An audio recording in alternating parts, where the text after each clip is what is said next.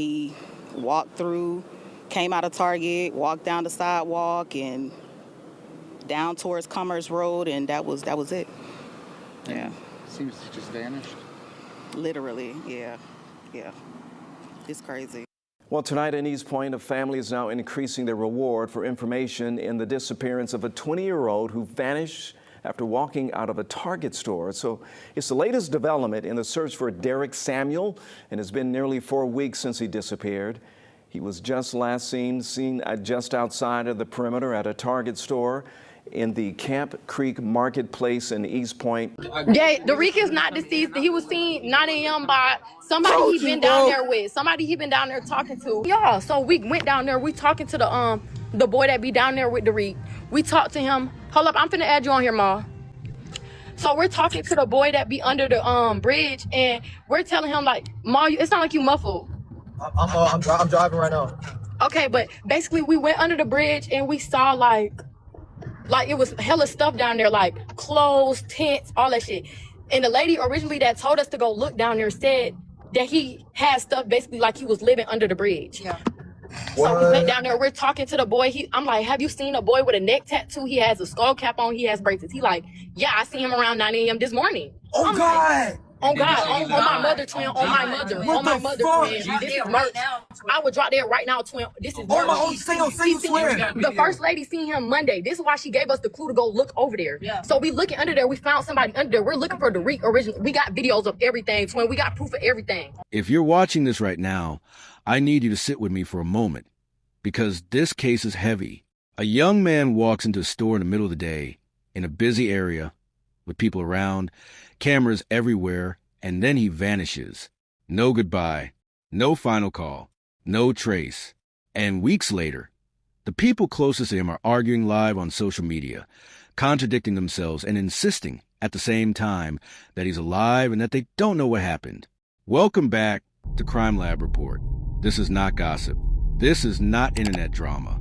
This is a real missing person case with real consequences. And today, I'm going to walk you through exactly what happened, what was said, and what still does not make sense. As a researcher, I will tell you clearly what is confirmed, what is claimed, and what remains unanswered. Now, let's go straight into the case. Derek Samuel was last seen on April 29th. That day, he was with friends. We know this because surveillance footage confirms it. We know they went to a Target store. We know Derek walked inside. We know he walked back out. And we know that after that moment, Derek Samuel was never seen again. According to friends, earlier that day, Derek had been dealing with instability. He had recently been evicted. He had been staying with friends. And here's the first detail that matters deeply in true crime investigations. Derek left important personal belongings behind in a friend's car. We're talking about a gaming console, an iPad, clothes, personal items. Things people do not casually abandon if they are planning to disappear. So let me ask you this early on. Why would someone about to start a new life leave everything behind? At Target, the group begins to separate. One friend says he needs to leave. Another says he's going somewhere else.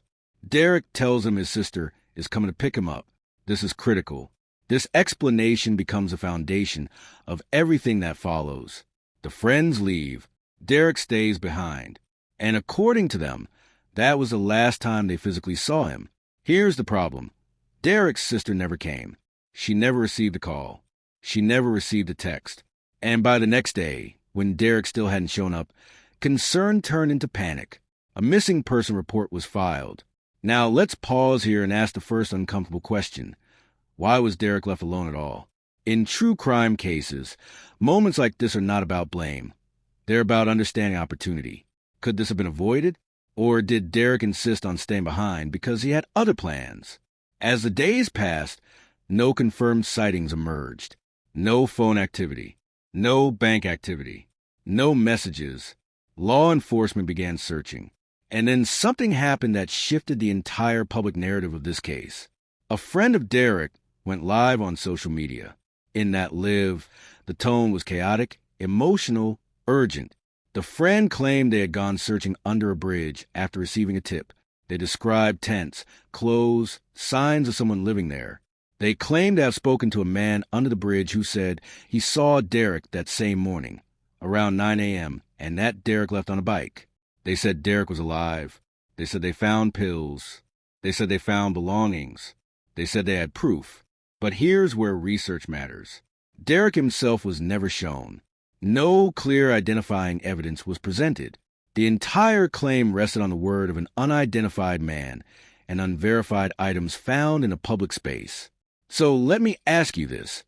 In a case where emotions are high and hope is desperate, how easily can belief replace proof?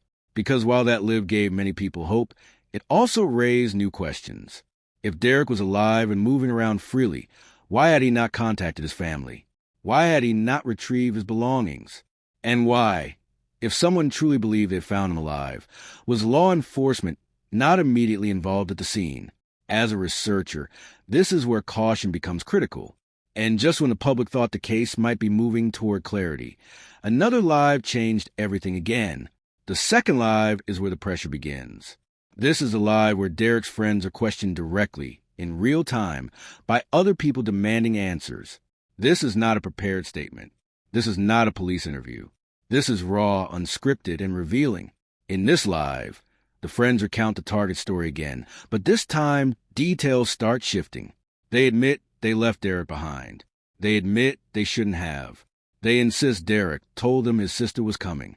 They say they didn't know he was missing until the next day. But then the questions start coming. Why not drop him off yourselves? Why leave someone who had just been evicted alone? Why did he leave all his belongings in your car? The answers become defensive. Voices overlap. People interrupt each other. And then a new detail appears, one that had not been clearly stated before. Someone may have pulled up on Derek earlier that day. At first, this is minimized. Then it's acknowledged. Then it's brushed off as not serious. But viewers immediately notice something important. This detail wasn't shared initially. In true crime investigations, omissions matter just as much as lies. So ask yourself, why was this left out? The friends insist they told detectives everything. They insist they had no reason to think Derek was in danger. But they also admit that if they had known more at the time, they wouldn't have left him alone. Then the rumors start. Viewers accuse them of mentioning guns in earlier clips. The friends deny it. Others insist multiple versions of the story exist online. Confusion spreads. Trust erodes. This is where I need to pause as a researcher and say this clearly. Inconsistency does not equal guilt, but inconsistency does equal uncertainty.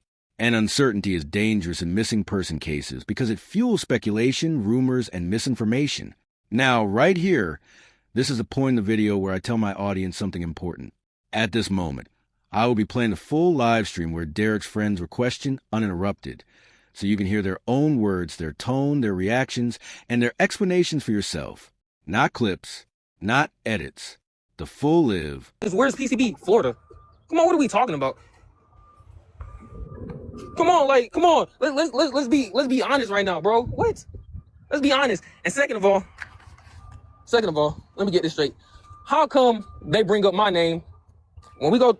Let me go to me and Nisha messages right quick. Actually, let me actually sit in the car, matter of fact. Shit, hot as fuck out here. Hello. Hey, what's up? What happened? But first of all, Nah, what are y'all talking Tink, about? Huh? Tink, mind you, they said my name. Do I have anything to do with this? No, they already said that, but No. Fuck that. Hold on, wait a minute. No, I'm still But talking. I'm Hold on. not I'm still talking wait a about- minute. Wait a minute. Let me turn this air off so y'all can hear me clearly. Okay. Nisha even asked why they keep bringing me up, mind you, and then everybody saying, oh, this is Dean's best friend, bro. Dean best friend, Corey. No, everybody said this is Derek's best friend. Me, Derek's best friend is locked up in jail. Tink, who is Derek's best friend? hello, what you say? Who is Derek's best friend? Who his best friend?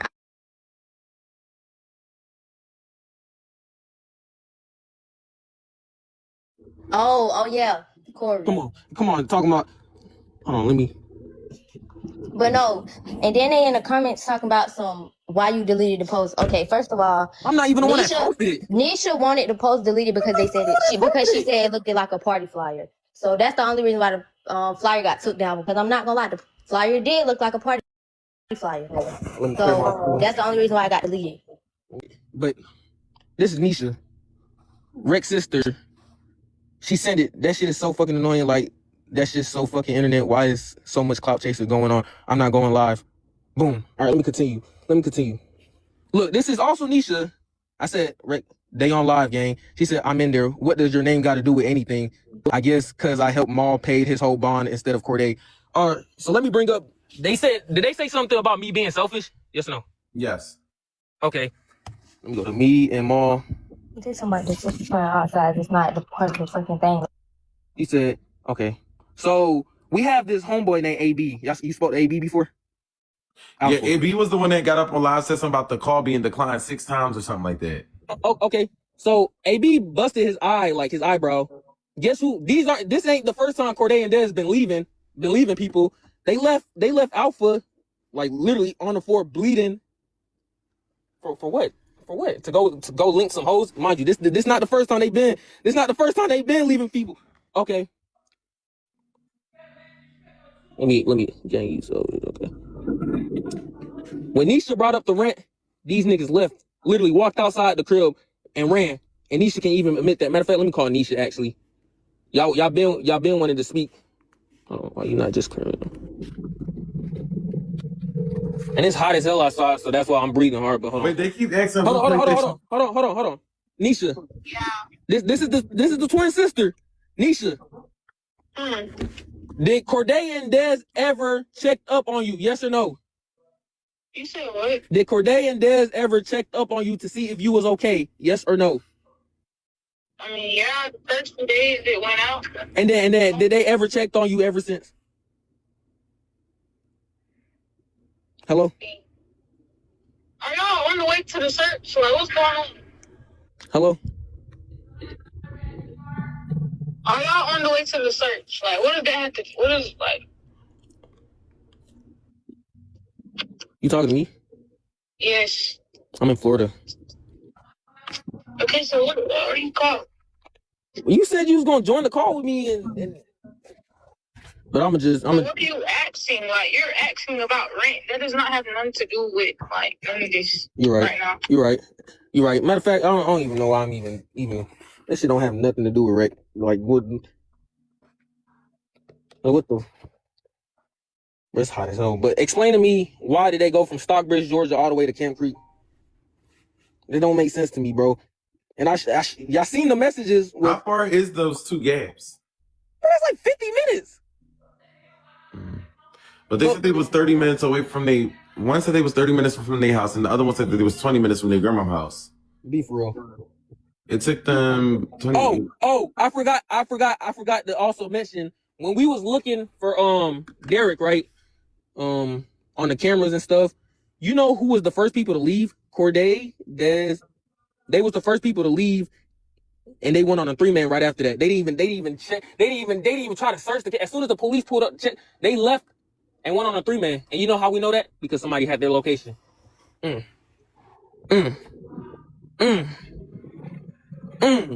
left us looking at the cameras to go on a 3-man. Hold on, and I don't even know why I'm even just like, y'all got me on my character, bro. And I've been quiet for the longest, but and I'm gonna show you why I've been quiet. Hold on, I'm gonna show you why I've been quiet. Y'all think I'm gonna just be quiet just now? I'm gonna show you why I've been quiet. Hold on. Wait, who PlayStation is that in the back they keep asking? What PlayStation? In your trunk. My PlayStation? Question mark? Bro, mind you,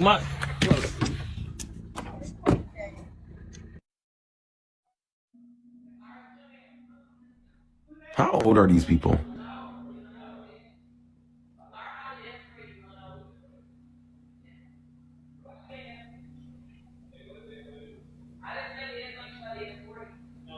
Matter of fact, what PlayStation are y'all talking about?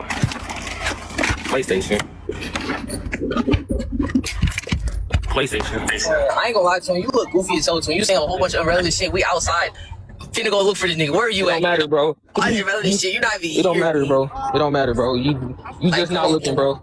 You brought up my name for no reason. Bro. I said I was helping. Stuttering, bro. Stop stuttering, bro. They asked me, how do I feel about you? I said, knowing being he's selfish, so if things get on his dick, he's just gonna point fingers at people. I said, I don't think you have nothing to do with it. They said a whole bunch of irrelevant shit. These don't even want to talk to you, gang. All right, so look. Don't even back Answer you the up because question. you Answer the just question. yappy, gang. No internet, bro. Like, we out here, gang. We in the woods right now, twin. Where everybody at? You not here on live, Hey, gang. all right, so no. Be honest with yourself. Why am I in Florida? Be honest. Just keep it a book. Bro, you making this shit selfish because I call you selfish. Now you trying to bring up shit that doesn't matter. Answer the question. Why am I in Florida, bro? Because you get in your car. I never said you was not in Florida. When did I even say you was in Florida? I never said The comments are talking about. The comments are talking about you in Florida, and then they're yapping. And I then never they said also- shit about you being in Florida. So I didn't even know you was in Florida. So what the fuck you talking they about? also talked about the PlayStation. So hold on, the PlayStation. I'm Listen, back let me here. help you. Dean got his own Wait, PlayStation. Dean, who are you with? Mall. My parents, they all the way in. Oh, okay. Y'all brought up a PlayStation. Do y'all want to look outside too to see if the PlayStation is in the PlayStation? Twin, listen, I'm gonna help you out, Dean. Yes, Dean got a different PlayStation. He got his own PlayStation. Now, what's that proof? Bro, How's that twin. Listen. Like, Dean, Talking about what you got going on in selfish. No. This is about Rec. Y'all saying I'm selfish. Nigga, it's not about you, bitch. We're trying to find fucking Rec. So how am I You're selfish? gang. It's not about So you, how am I dumbass nigga. selfish? They just asked, how am I selfish? you're proving it, gang. You're proving it. Listen, I don't care, twin. I'm gonna keep it a buck. I don't care.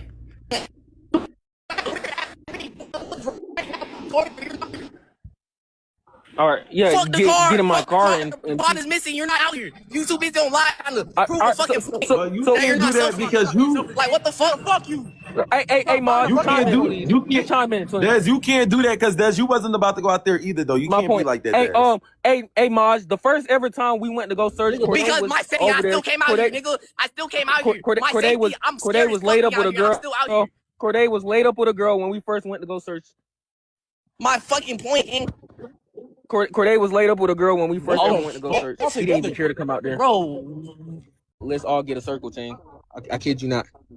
On God. I don't know. Something about this first group. Y'all throwing me off. Crazy, right? Crazy. And look, I've been on one texting every single body. I was like, bro, why are y'all going live for no? Y'all are going live for no reason.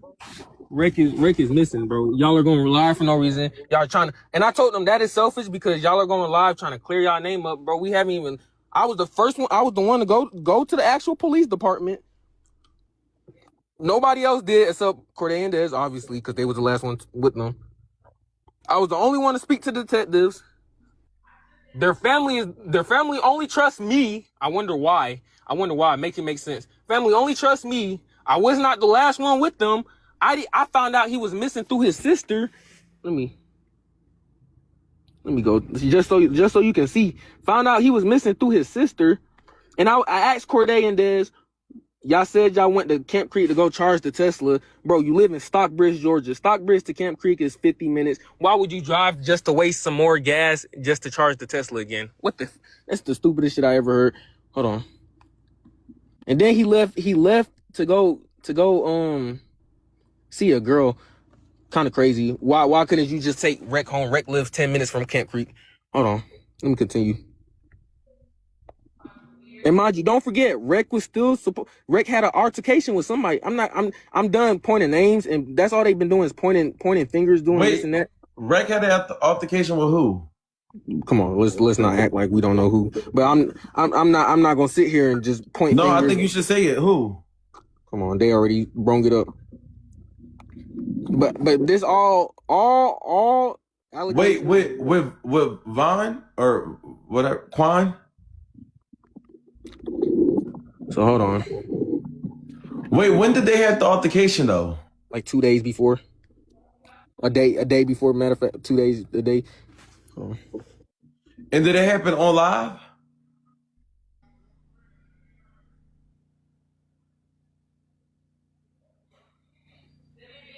Hold on, a mechanic coming to fix my car. Hold on.